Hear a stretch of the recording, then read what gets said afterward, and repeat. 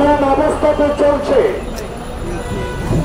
দেশের সামনের ভবিষ্যৎ কি, এই বিষয়ে যখন বিএনপি কথা বলে, যখনই অ্যাডভোকেট রিজভী আহমদ দলের পক্ষ থেকে কথা বলে, দলের মহাসচিব যখন দেশের চলমান রাজনৈতিক সংকট নিয়ে কথা বলে, যখনই নির্বাচন নিয়ে কথা বলে, তখনই একটি পক্ষ যাদেরকে কখনো কোনো সময়ে বিগত 16 বছরে রক্তক্ষয়ী সংঘর্ষের মধ্য দিয়ে হাসিনা ফাঁসির সরকারের বিরুদ্ধে বিএনপি লড়াই করেছে।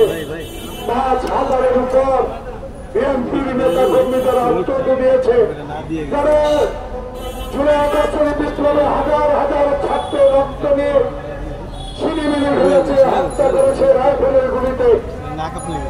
সেই মুহূর্তে যখন বিএনপি দেশে একটি চলমান রাজনৈতিক সংকট শেষ করে একটি নির্বাচনের কথা বলে, তখনই বলে বিএনপি খালি নির্বাচন বলে। বিএনপি তো নির্বাচন কি করা শহীদ জিয়াটা বাংলাদেশে নির্বাচন প্রস্তুতিকে সহায়তা করেছে। সারা বিশ্বে বাংলাদেশকে তালাবিহীন ঝুঁইতে যারা পরিণত করেছে, সে তালা লাগিয়ে ঝুঁইতে পরিণত করেছে। আজকে তারই দল জিয়াউর রহমান, খালেদা জিয়া, তারেক রহমানের দলকে নিয়ে যারা আজকে কটূক্তি করেন, তাদেরকে বলতে চাই, তারেক রহমান কিন্তু ক্ষমতায় হাসিনার মতো যেতে চায় না। বিএনপি কিন্তু 2014 সালে 154 জন বিনা প্রতিদ্বন্দ্বী নির্বাচিত হয়ে সরকার গঠন করতে চায় না। তারেক রহমান চায় আমার ভোট আমি দিব, মৃত ব্যক্তির ভোট হবে না, কবর থেকে উঠে ভোট হবে না, গুণের ভোট দিনে হবে। ভোট কেন্দ্রে কোনো মাস্তান থাকবে না, ভোট কেন্দ্রে কোনো কারচুপি হবে না। নির্বাচন কমিশন প্রধান প্রিসাইডিং অফিসারকে নির্দেশ দিবে না অনেককে ভোট দিয়ে দাও, এমন ভোট চায় তারেক রহমান। তাই আপনাদের গায়ে জ্বালাপোড়া শুরু হয়েছে। এই জ্বালাপোড়ায় কোনো লাভ হবে না। বাংলাদেশের সবচেয়ে জনপ্রিয় দল বাংলাদেশ জাতীয়তাবাদী দল, সেই দলের নেতা তারেক রহমানকে আজকে বলতে হচ্ছে কেতাবি সংস্কার দিয়ে এই সংস্কার চলবে না।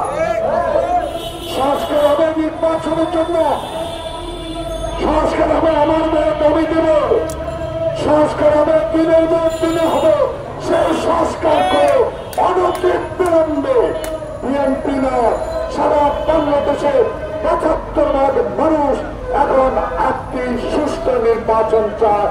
সেই নির্বাচনের দিনক্ষণ আপনাকে ঘোষণা করতেই হবে। আমরা জোর করে ক্ষমতা যেতে চাই, আমরা হাসিনার মতো ফ্যাসিস্ট হতে চাই না, আমরা গণতন্ত্র হত্যা করতে চাই না, আমরা জনগণের সেবা করতে চাই। এই জনগণ বাংলাদেশ জাতীয়তাবাদী দলকে ক্ষমতায় বসিয়েছিলেন, সুষ্ঠুভাবে দেশ পরিচালনা করেছিলেন। হাসিনার মতো ফ্যাসিস্ট সরকার পৃথিবীর ইতিহাসে আছে কিনা আমি জানি না। তাই আজকে নতুন করে আবার ষড়যন্ত্র শুরু করে নির্বাচনকে বিলম্বিত করা হবে। আবার কিছু কিছু আমরা যারা শেখ হাসিনার এখনো প্রেতাত্মা, তারা সুযোগ পাবে। তাই বাংলাদেশের গ্রহণযোগ্য পৃথিবীর অত্যন্ত প্রিয় ব্যক্তি ডক্টর মোহাম্মদ ইউনূস আপনার কাছে অনুরোধ জানাবো, আমাদের দাবি না, সারা বাংলাদেশের মানুষের দাবি আপনার কাছে একটি নির্বাচনের ম্যাপ ঘোষণা করে অনতি বিলম্বে জনপ্রতিনিধি হাতে ক্ষমতা হস্তান্তর করুন। ধন্যবাদ সবাইকে। আসসালামু আলাইকুম।